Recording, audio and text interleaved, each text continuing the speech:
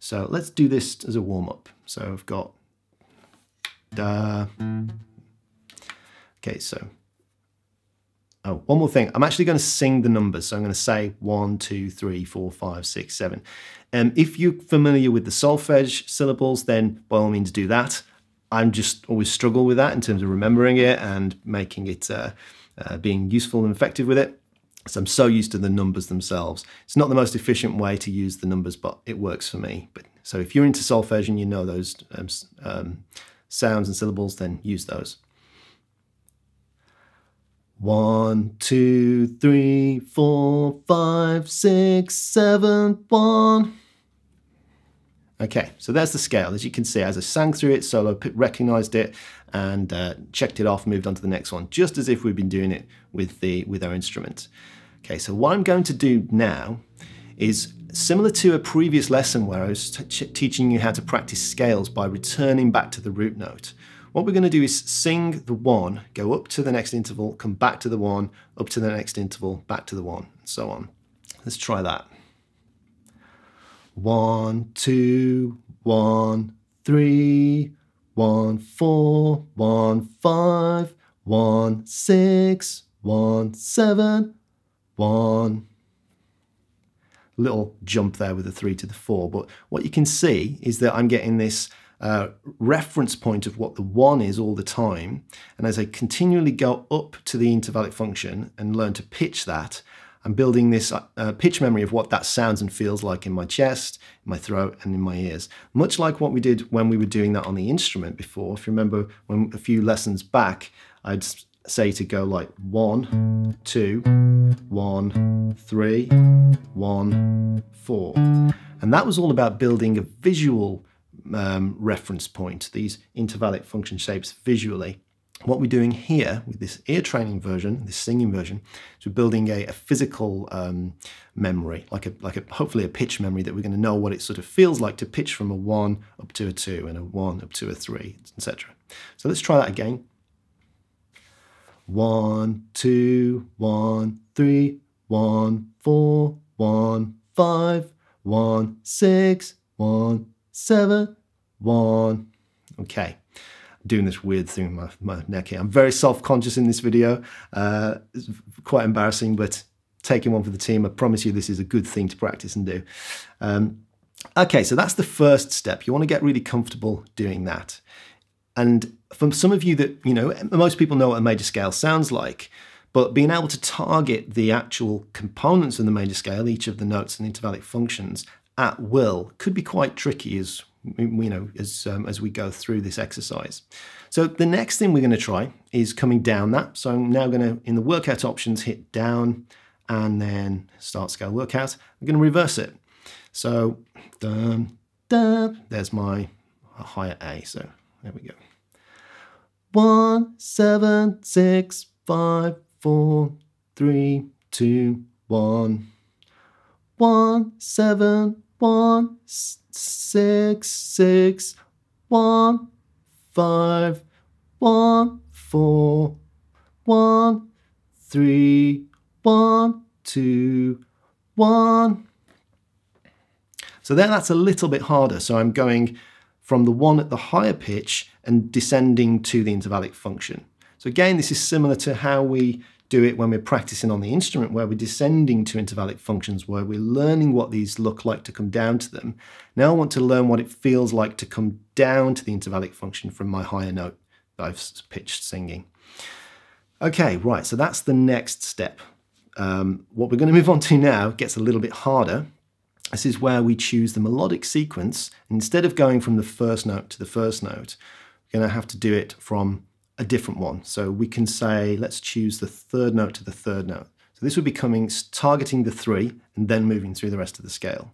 Okay, so if you need to find that to begin with, then that's fine. Then hopefully we've got now the sort of pitch or the key, the memory of the key in our head, so we can sort of work to finding the rest of the intervallic functions. So here's the A, da, da, da. So that note there is the 3, da, C sharp. So this is what it'll be starting on. I'm going to choose up as the direction and try this. 3, 4, 5, 6, 7, 1, 2, 3. Now, what happened there, as you could hear, is I'm starting to strain as I run out of range. And this brings us to the next part of the exercise. Now, running out of range on the one hand is bad if you're a vocalist, but I'm certainly not that. What I would try and do is sit up, breathe in, and ramp my way up to get those notes. But we can take this running out of range as a chance to learn our octave displacement. So when I kind of feel like I'm running out of range at the top there, I'm going to drop it down the octave. And this is another really useful skill. I'm going to have to pitch down to the function. So let's try that. 3, 4, 5, 6, 7, 1, 2, 3. See what I did there? So as I got up to the 1, the octave, I didn't go up in pitch to the 2, I came down in pitch to the 2 and then back up to the in pitch from the lower octave to the 3. This is an incredibly useful skill to practice, being able to jump around, being able to pitch up to the functions and down to the functions. Okay, so when you've done this and you've worked on this for a little while, we're going to move to the next, or the hardest part of this exercise, this ear training singing exercise. And this is where, it's like when we do on the instrument with the visualization, we're going to randomize things. So again, just keeping the same scale, same root note, I'm going to hit random as the direction, put the melodic sequence back to first note to first note. And what this is going to do is going to start on the root, finish on the root, but the remainder of the intervallic functions will be randomized. And so this is where it gets, a little bit, well, quite a bit harder, and we need to be able to sort of pitch to them at will, the different functions from 1 to 7. So let's give this a go.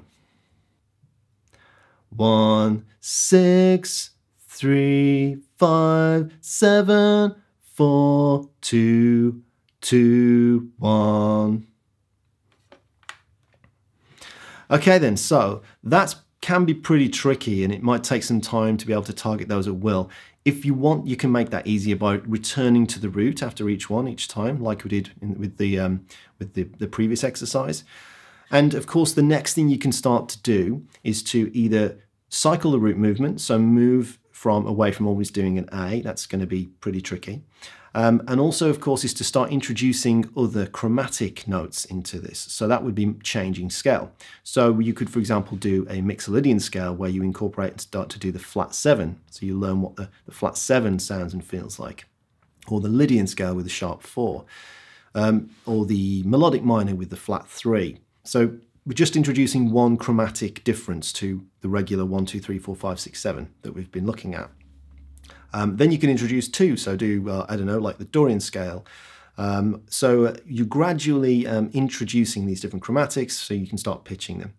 And it's an incredibly powerful way to start building this connection between your mind and your ears and what you're sort of feeling and thinking. So when you hear something, you can sort of pitch it and attach a label to it and have a greater awareness of this intervallic functions when you don't have the guitar in your hand. So I hope you've enjoyed that and my singing has not been too painful for you, but really it should get across the point that you don't have to be a great singer, you just be able to have to pitch this stuff in your head and mind and to know what it feels like to develop this kind of memory for applying the intervallic function labels to things.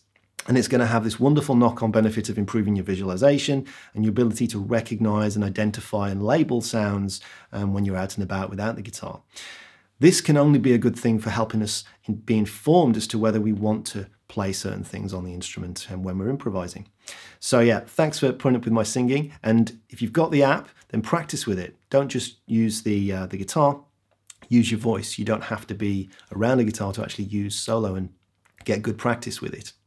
If you don't have Solo, it's available on the iOS App Store right now. You can get it for iPhone, iPad, and the Apple Silicon Macs. It's going to be launched on Android very, very shortly. So we're into the public beta now, and as long as that all goes well, we're talking weeks now, not months. So the Android version is here on the verge.